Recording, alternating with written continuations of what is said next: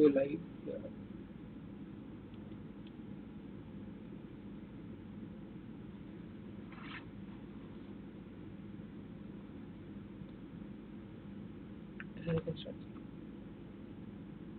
Good afternoon, everyone. Uh, Welcome to the live session of Gas Dynamics Fundamentals and Applications.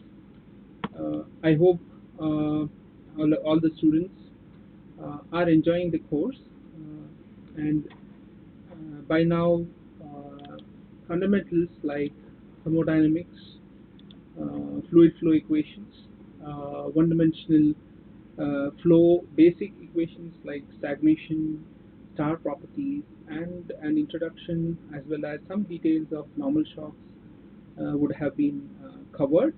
If there are any doubts or questions in these lectures, then we could take it up now and limit your questions towards the content covered in the courses, then we will have a fruitful discussion.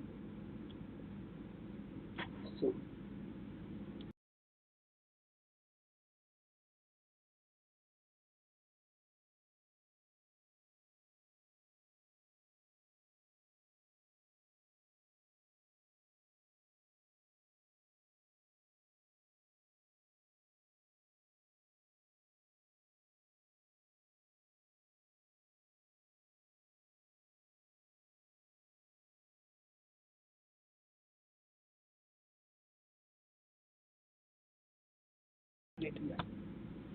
yes, good evening. So we have got a few questions that are already there. Few of you have sent it. So let's look at these questions.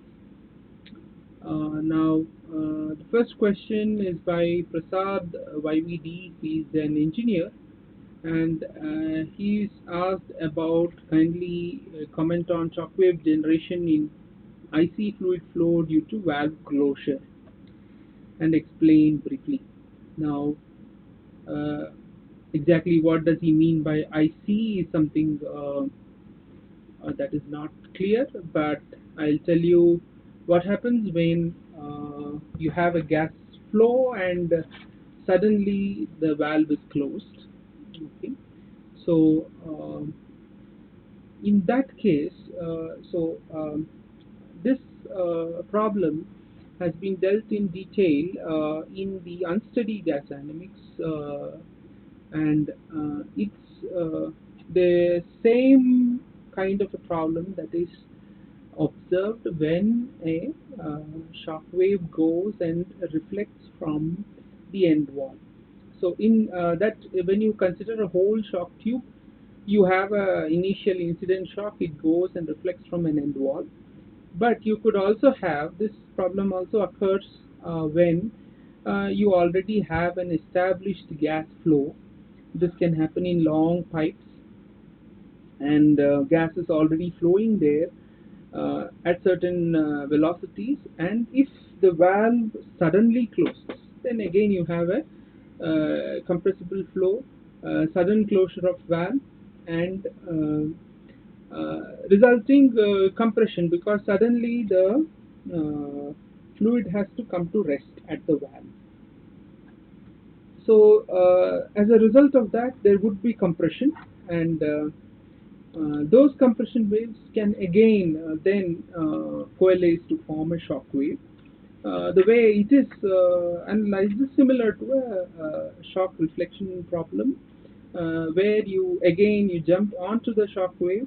Now the shock is moving towards the moving gas, which is moving towards the closed valve, and after the shock has passed through the valve, passed through the gas, the flow should come to a stop in fixed frame, that is the laboratory frame of reference. So it should come to a stop with respect to the valve, because you don't have any flow going through the valve. So that is the way you look at this problem. So sudden closure of a valve, always you should consider that there can be a shock formed.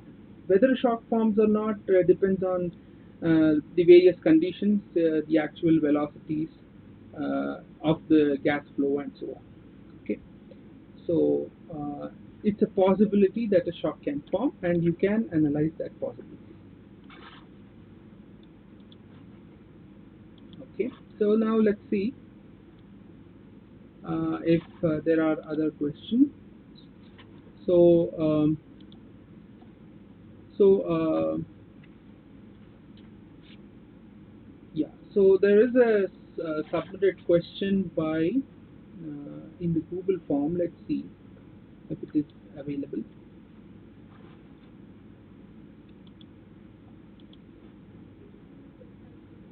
Okay, yes, this. Uh, yeah. No, yeah. Let me take a look. Yeah. Yes, sir. Yeah. So this is from the second question is from Parth Matta, and he's a student. Okay, so uh, what he is asking is about comparing the properties of moving and normal shock wave. Uh, One relation was comparing stagnation temperature of upstream moving shock and standing wave. My question is, how can we say anything about both the shocks, upstream stagnation properties? Now, so let's get this clear. So, uh, if you, I don't know what was the question in gate, so I really don't know. But according to your question, there is you're talking about stagnation temperature of a upstream of moving and standing shock wave. So now, so if you look at standing stagnation temperature, how that changes across the shock when the shock is standing or when it is moving, then there are slight subtle differences, and you have to really take note of that. A moving shock is actually an unsteady flow problem. What we are doing in order to analyze moving shock waves is to change the frame of reference, and look at the shock as if it is standing by changing the frame of reference to the shock wave itself. You are going to jump onto the shock and then analyze the shock. But you can ask the question, so what is happening to stagnation properties across the shock? Across the shock, of course, there is entropy generation, so stagnation pressure across a standing shock wave will reduce. But what you see in a standing shock wave is that the stagnation temperature will remain the same. Okay. Uh, but now when you consider a moving shock, so let's consider the problem. The shock is moving into, let's say, ambient atmosphere. Then the upstream of the shock wave is actually the ambient atmosphere. That is having zero velocity, and its pressure and temperature is atmospheric pressure and temperature. Once the shock moves into that a particular location, then suddenly the pressure and temperature will increase. Not only that, there will be an associated gas motion behind it. So this is also a property of the moving shock. So now you can calculate, for example, what is the stagnation temperature after the shock has moved past a particular point. And then you see that if you look at the stagnation temperature, there the stagnation temperature would have increased. That is because first thing, the temperature has increased, so there is T2 behind the shock wave, which is higher than T1. Then secondly, the velocity is there. Okay, so there is a gas motion. So if you calculate stagnation properties, now you'll have to consider that gas motion also.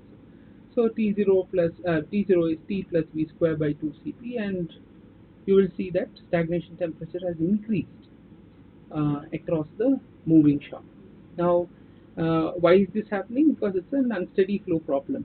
Okay, basically it's an unsteady flow problem, and there is an increase in pressure, rate of change of pressure, or there is work getting done by the shock.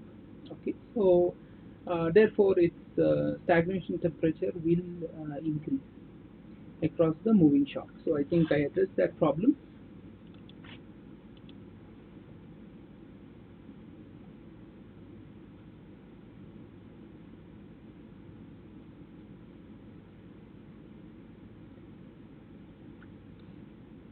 Okay, so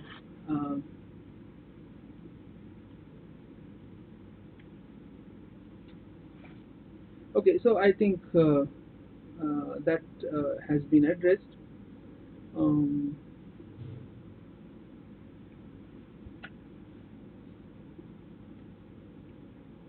so, what are the conditions for RAM compression? Is a question by Jashanpreet Singh. Okay, so RAM compression is simply a conversion of kinetic energy of air. You're converting it into uh, compression. You're doing work on the gas, and so that gets compressed. Okay, so for that you need to get really good velocities. Only then the effect of ram compression would be significant. So ram compression is typically used in high-speed flows. So you have all these high-speed air-breathing engines. For example, the supersonic engines, and maybe later on now we are seeing things like scramjet engines. Now they use ram compression, where you use a reduction of velocity directly by means of appropriately designed ducts, which are known as intakes. And in these, since you are traveling at very high speeds, often supersonic, as a consequence, the presence of such ducts will automatically give rise to shock waves. And so ram compression involves certain amount of shock waves. Only then the compression is significant. At lower velocities also you will have compression once velocity reduces, but there the pressure ratio you might get would be very small. So ram compression becomes important as speeds become higher. Okay.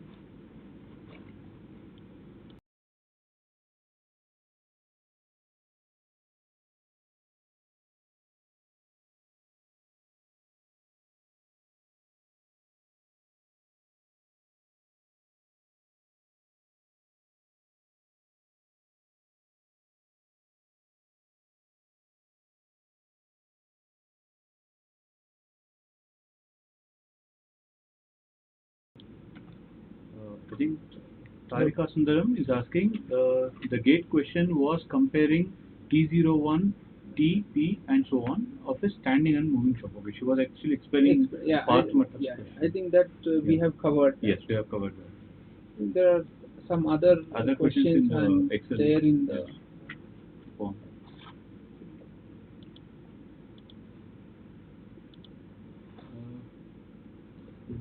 Dear sir, we want to conduct adiabatic compression test detonation for hypersonic propellant.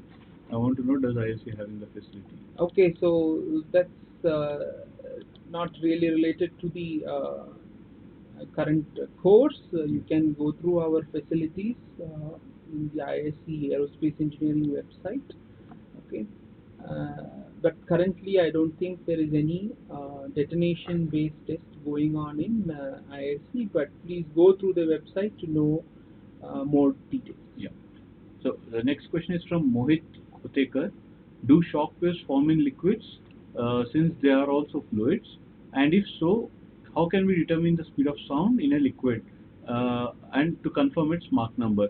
And how different the analysis gets comparing the flow in gases? In comparison, what you mean to say? Okay. To do this, so yes, the shock waves do form in liquids. They do form in fluids, general fluids. So in liquids also it is formed, but details of this is beyond the scope of this particular course. But to give you a brief, if you look at the Rankine-Hugoniot equations, which is the most general form of equations which relates the thermodynamic quantities across the shock, which is solely in terms of pressure, density, and energy. So that form is quite general. It does not have anything related to gases or liquids. So you can use that form for any fluid, and uh, what you really need to know is a equation of state, because when you analyze shock waves, you will see that you need some relation between say density and pressure and enthalpy, or vice versa. So you need an equation of state. So for liquids also, if you want to analyze, you need something like an equation of state. Okay, and Mach number is useful in gases, but it's not strictly required to analyze shock waves. If you know the velocities, pressure, enthalpy, and so on, you can analyze shock waves. The basic equations are conservation of mass, momentum, and energy, along with an equation of state. So for a liquid, getting equation of state is it's completely different, and it's beyond the scope of this particular course. Okay. Next question is from Tarika, but most of the questions are on assignments, for which we are uploading Yeah, so solutions today. solutions are being given there, and if further you need any particular um help on that, we will sort of put it in the Google forum, and that can be answered over there. Yeah. The next question is from Swarnava Banerjee. Are shockwaves generated in engine exhaust, and what are their effects on the surrounding system? Mm, well, you some there is a possibility they might get generated, but I am not really sure about this. Okay, so but sometimes you hear quite a loud and sharp sound that can be a shock wave, but I'm not really sure whether it really happens at the engine exhaust. This I am thinking is the engine exhaust of, say, automobiles, like normal automobiles.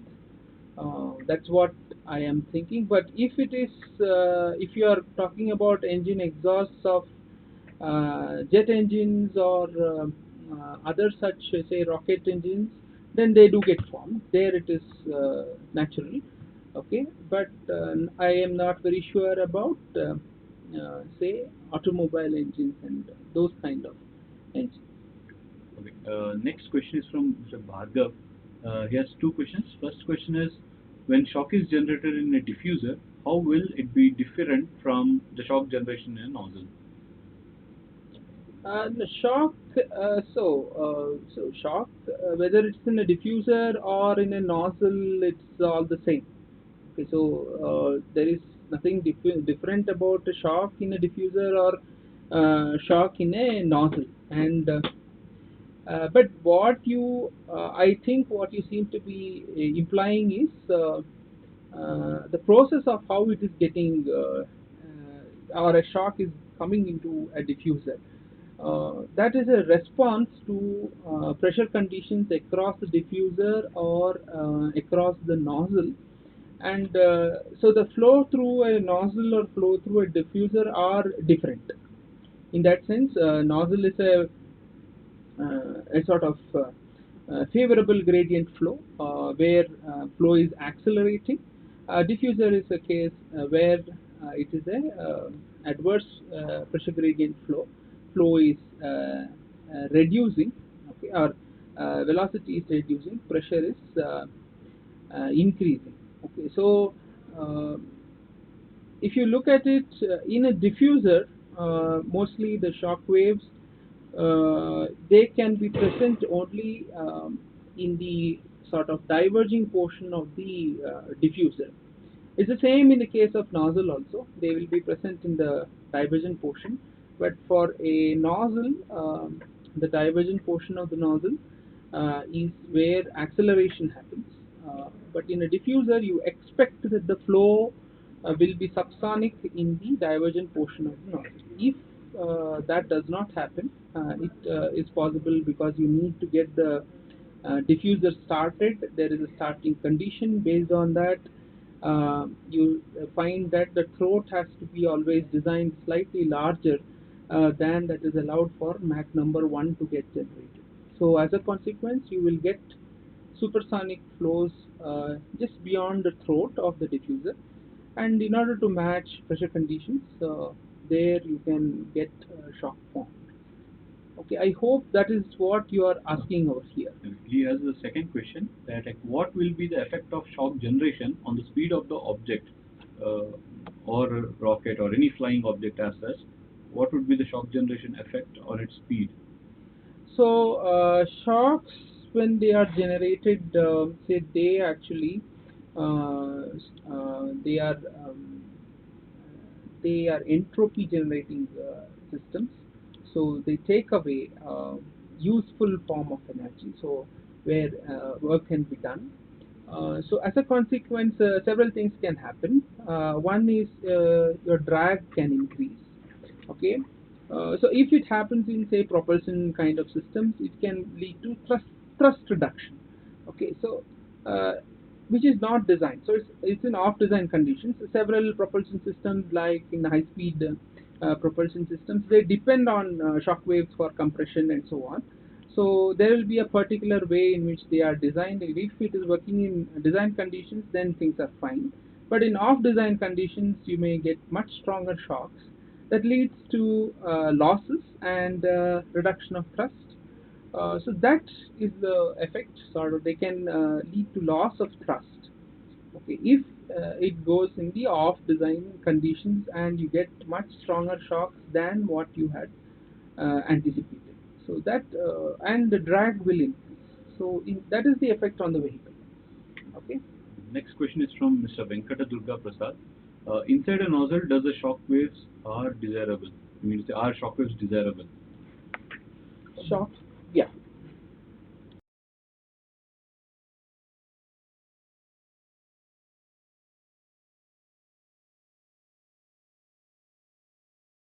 Yeah. Yeah. So so so ideally we would not want any shock waves in nozzles. So we want a shock-free nozzle. Okay, so that is ideal. That's the ideal case. But a nozzle will respond to pressure conditions across it, and if the pressure conditions are not suitable, which is in the overexpanded regime and pressures beyond that, pressure ratios beyond that. So in the overexpanded regime, you can get shock waves. So usually it happens uh, close to the starting of nozzles. So in the starting process of a nozzle, as flow gets started, then the pressure ratio slowly builds up, and then you see that shock waves are formed inside nozzles, and then they, as pressure ratio builds up, then the shock system is exhausted out of the nozzle, and then you get a ideally you get a shock free flow. So it's really about, are you giving the correct pressure ratios as that is required by the nozzle is being provided in the equipment. If it is not getting provided, then you get shocks in the nozzle. But you don't design nozzles which where shock waves are considered are existing. Okay.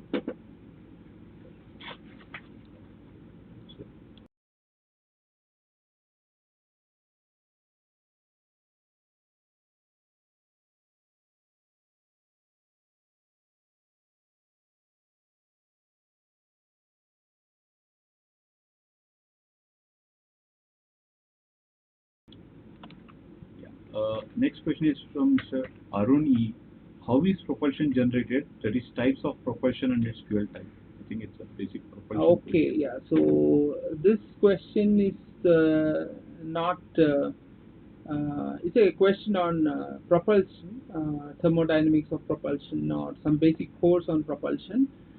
We don't go into details of propulsion in this course. We are more concerned with gaseous flow, compressible gaseous flow. So I think if you look into some courses which considers propulsion, you will get more detail.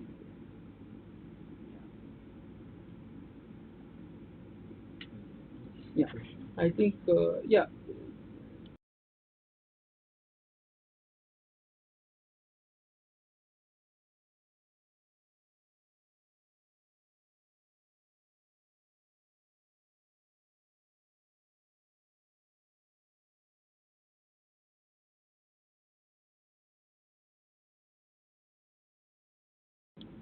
Okay, next question is from Ms. Tarika. Is there any case where a shockwave is generated on purpose, sir? For example, in the XB Valkyr, the concept of compression lift is used. So Yes, more like a wave rider. actually shock waves are used a lot. What you talk about ram compression in intakes of engines is basically shock compression, and there you design the aerodynamic surfaces in a particular way so that it generates a particular shock and you get a certain compression. And shock tubes are very well used for many purposes, and any high speed flow you consider, there will be always shock waves, and you use them actually in a certain question. It was sort of indicated, can we do we need to have, say, a shock wave inside a nozzle? Generally that is not preferred. You would avoid it, but in certain cases, recently people are looking at something known as fluid thrust vectoring, where you can inject a certain fluid into the nozzle. This produces a different shock structure, and as a consequence, the force on the nozzle gets affected, and you can produce a thrust vectoring by such a process. So yes, and there are other forms. What you are talking about more is on the nature of what is known as wave riders.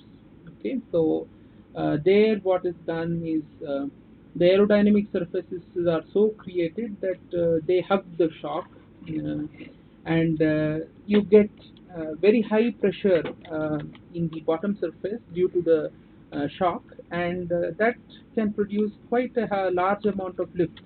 So these vehicles which have such a concept, they can have very high lift to drag ratios. So yes, shockwaves are used significantly in all high-speed flow systems, and shock tubes are methods to generate shock waves in laboratories for specific purposes.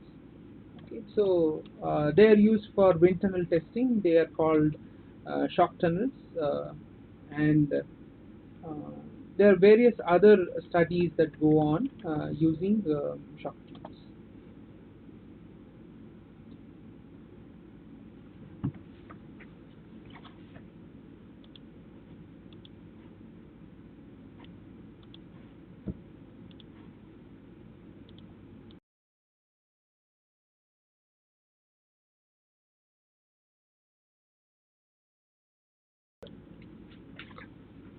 So we are available over here. If there are any questions, you can continue to discuss with us. Um,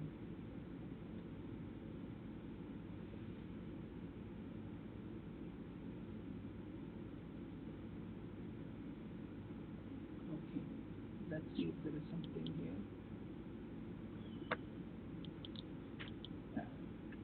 Some.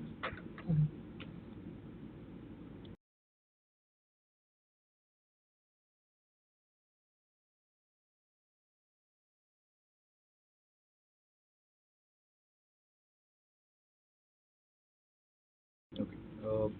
Tarika is asking another question. Like, sir, can you talk a bit more about your research in hypersonics to give us a brief idea? Okay, so this is okay. So we do work in high-speed flows, largely in supersonic and hypersonic flows. We have a few facilities. I think I have showed you in the course.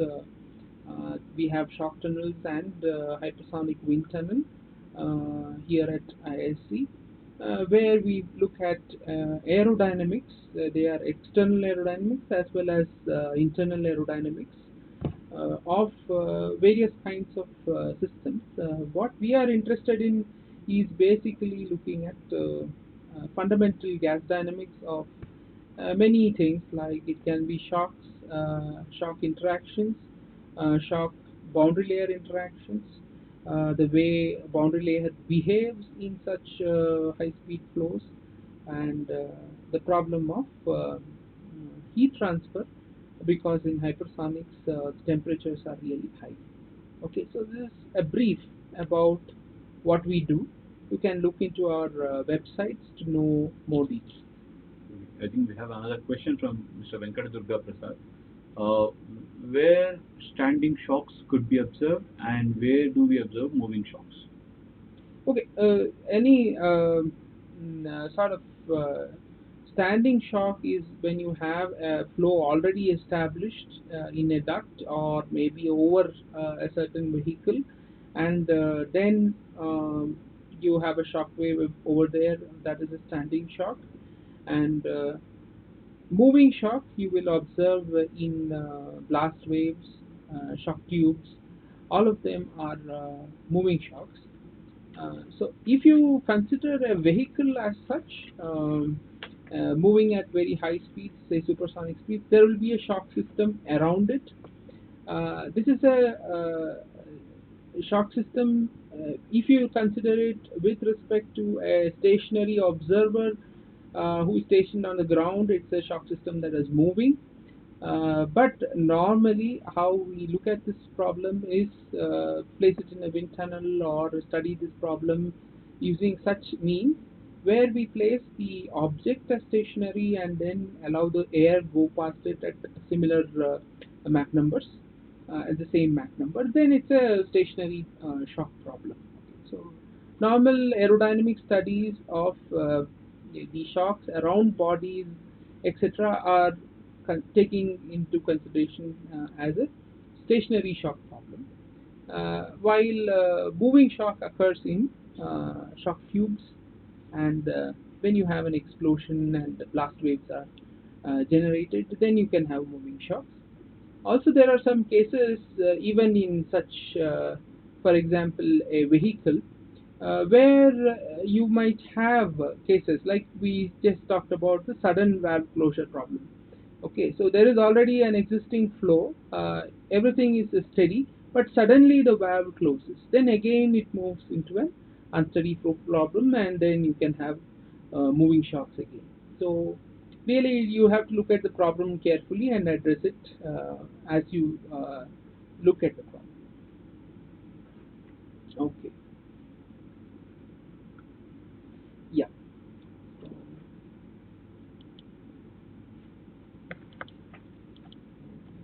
let me-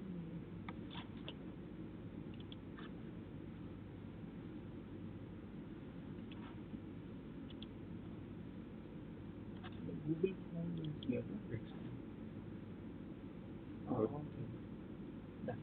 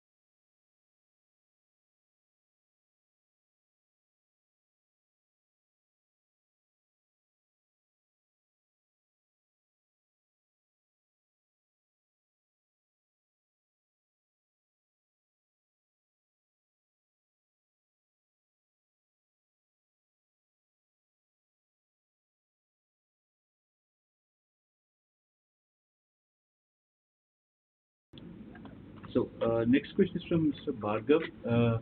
What are the concepts one should have good knowledge of to do research activity in supersonic and hypersonic flows? Okay, it's a very general question. See, if you're trying to do research, please don't constrain yourself. That would be my sort of first thing. Try to learn.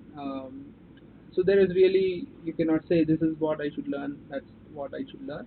But to understand supersonic and hypersonic flows, that is the gas dynamics. So one should know fluid flows, thermodynamics, gas dynamics. These are things that one should know really well. But if you're talking from a research perspective, the latest current research will demand much more than that. People are looking at, say, controlling such systems. Then you may need to know about control theory and so on. So you see, research is a wide domain. So in research, we don't constrain ourselves. We always try to learn, keep learning. I think if you do that, then nothing is going to stop you. For supersonic and hypersonic flows, understanding of gas dynamics is essential. Okay, I hope I have answered that question. Okay. Um, okay, so I'll be here until 5 p.m. So if there are any other questions, you can please continue to ask us until that time.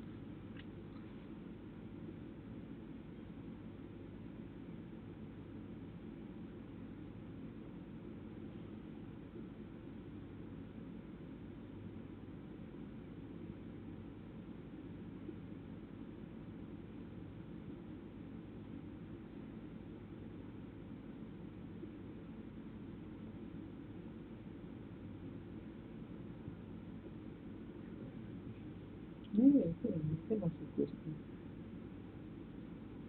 Okay, Professor, I have a question. Yeah. In the introduction slides, whatever you have given the introduction lecture, there was a GIF file about the blast wave video where it shows the leading shock wave that passes through. which is pretty visible through naked eye.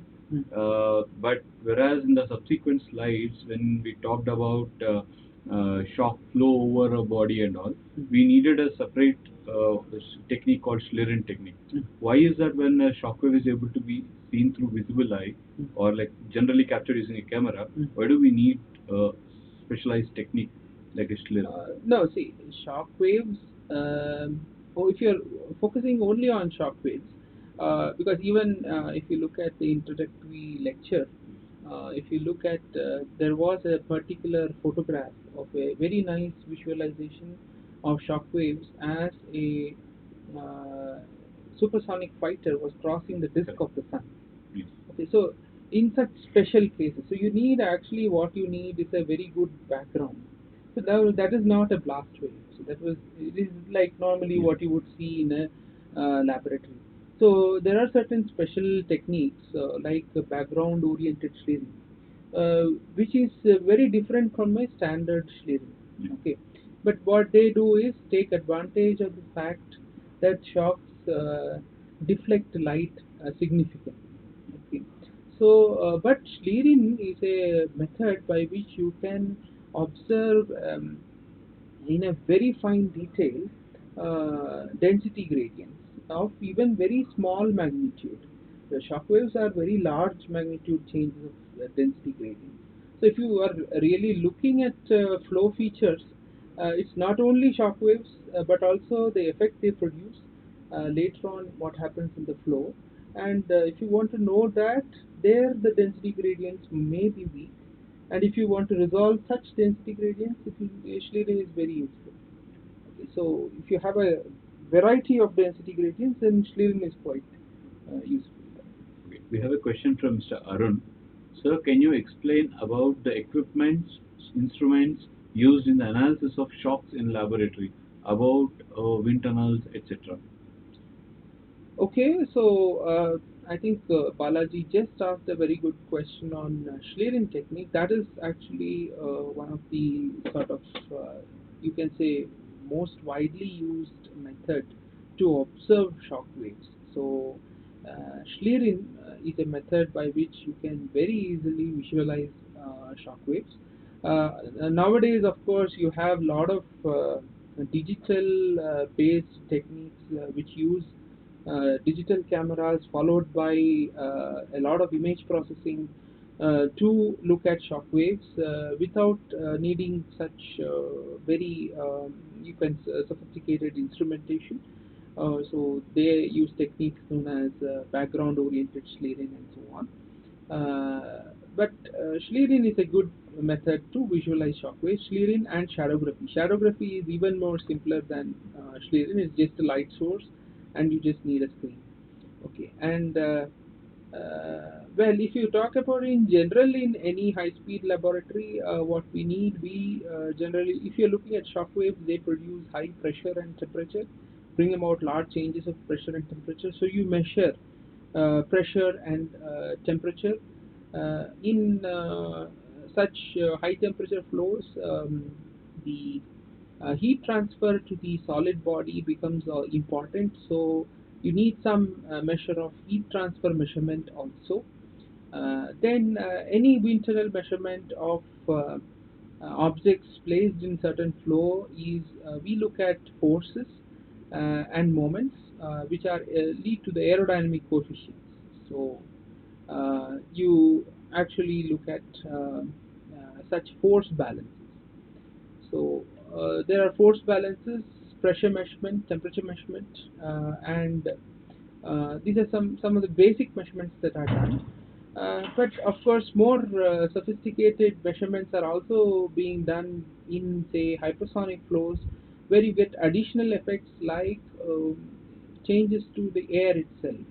Then you need additional instrumentation to quantify such changes when there is a species interaction or there is chemical reaction and so on. Okay. There is a question from Mr. Venkatadurga Prasad. When the heat is added to the system, how it affects the shockwave generation or reflection? I see shock generation or reflection. if you add heat, you're changing basically the temperature, you're changing the acoustic speed. Okay, so shockwave is closely related to the acoustic speed. So you have that's why it's, if I look at it from the perspective of a calorically perfect gas, then it's Mach number that is important. You add heat, you change Mach number. Okay, so you change Mach number accordingly. The shock that would get generated changes. Okay, so you can think of it as an effect of changing the acoustic speed. Okay, so that is how it will affect. Okay, but if you are talking about in the concept of a shock tube, then there is a specific way in which you would like to get stronger shock waves by means of getting a higher acoustic speed in the driver section where heat is actually added. So those kind of drivers are known as combustion driven drivers, where you burn something in the driver section, increase its velocity, increase its temperature, thereby increase its acoustic speed, and therefore get stronger shocks. Okay. So specifically in terms of shock tubes, that is a very well used technique to increase the strength of shock.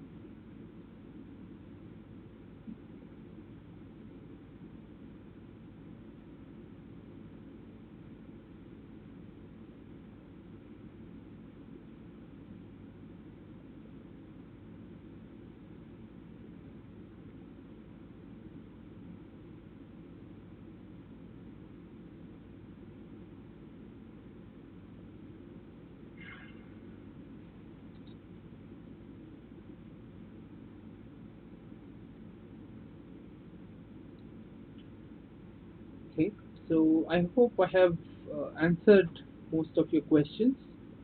The Google forum is always there. You can post your questions and we will try to answer them.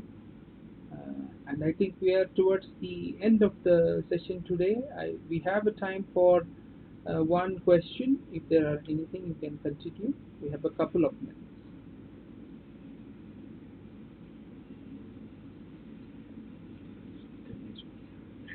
Oh, okay. So, okay, then we have still time.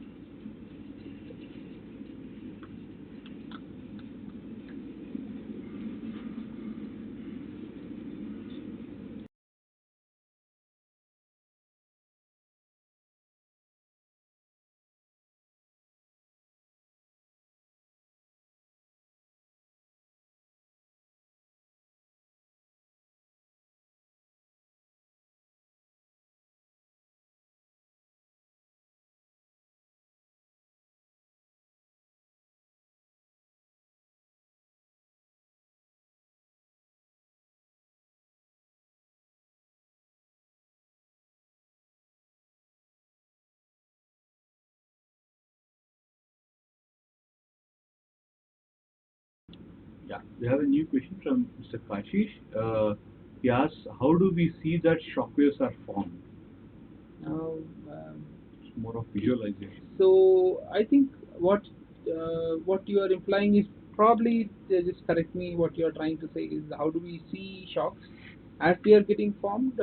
Then yes, Schlieren would be a technique to see how shock waves are formed, uh, and they do actually capture very small density gradients, right from strong acoustic waves to all the way to very large density gradients that are produced across a shock. So you can use Schlierin's or shadowgraph technique to see how shock waves are formed, and that is routinely done. I think there are some good videos in YouTube also. You can search for them where you can see the shock waves using Schlieren. Okay. Uh, we have another question from Mr. Arun. Says, we consider calorically perfect gas in our course, but in real case, what corrections are made for this? Yes, Arun. So, yeah, in a basic course in gas dynamics, the first course in gas dynamics, in order to understand concepts, see, in gas dynamics there are multiple concepts that are involved. you have fluid flow equations and thermodynamics, and they are getting coupled to each other. And also you have new flow phenomena like shock waves and expansion waves and so on, and effect of Mach number that needs to be understood. So in a traditional course, first course on gas dynamics, we will restrict ourselves to calorically perfect gases. But in actual cases, calorically perfect gases work well for moderate Mach numbers. So when Mach numbers are, if you are having Mach numbers 1.52, and there is no heat addition or say chemical reactions happening due to combustion and so on, then calorically perfect gas works quite well. When Mach numbers really increase to very high values, which we call as hypersonic flow, then the temperatures can increase to such an extent that calorically perfect gas may not be always valid. But the basic equations of gas dynamics does not they do not change. What you have is a change in properties like enthalpy, what you had described as Cp multiplied by T, which is where Cp is a constant. In the case, in that particular case with high temperatures, Cp will become a function of temperature in the first case, and in much higher temperatures, it can become a function of pressure and temperature.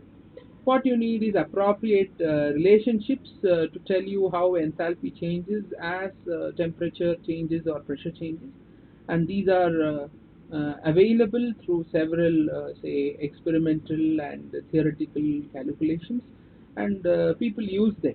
So when you use such conditions, people use such techniques where they actually find out what is the enthalpy based on relations that are produced from experiments and so on.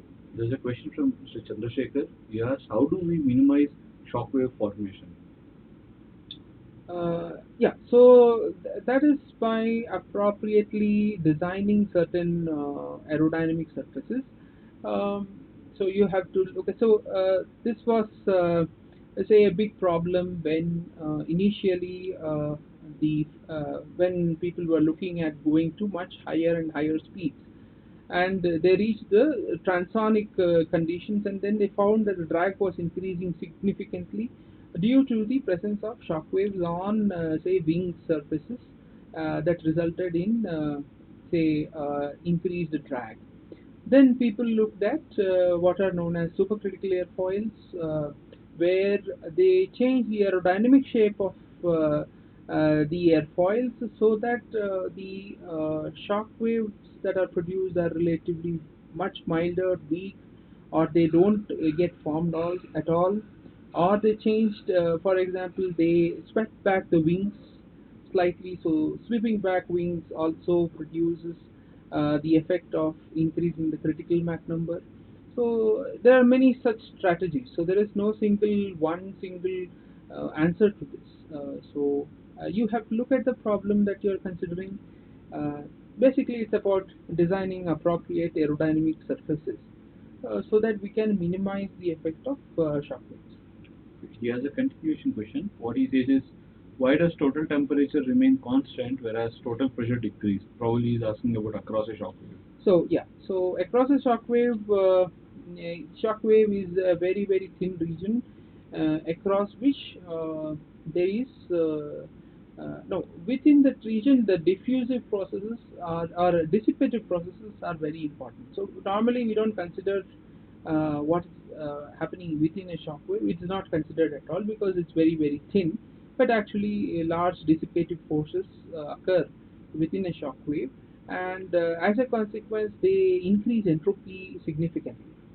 But shockwave is extremely thin. There is, if you look at the very thin shockwave, there is no chance for any heat transfer processes to occur. Okay, so essentially the shockwave you can consider it as an adiabatic condition. Okay, so there is no heat transfer happening. Since there is no heat transfer happening, there cannot be any change in the stagnation enthalpy. So enthalpy, stagnation enthalpy cannot change. So the dissipative is so thin, you can consider it as adiabatic. There is no heat transfer. So stagnation temperature does not change. As a consequence, stagnation.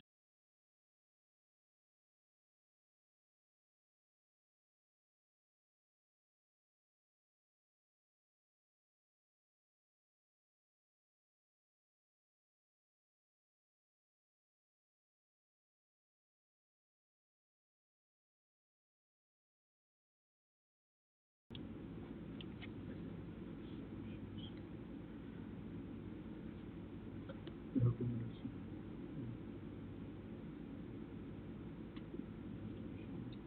I think we have a time for last question.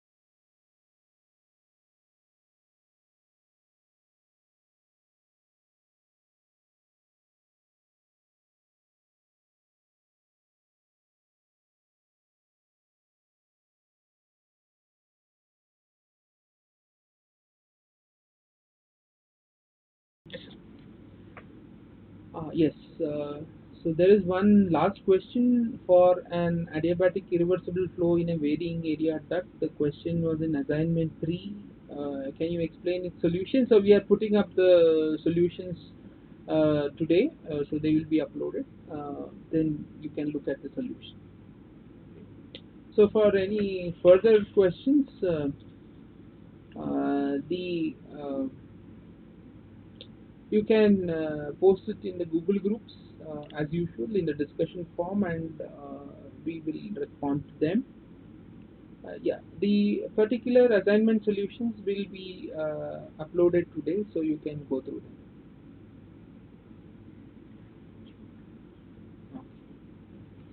Thank you, one and all.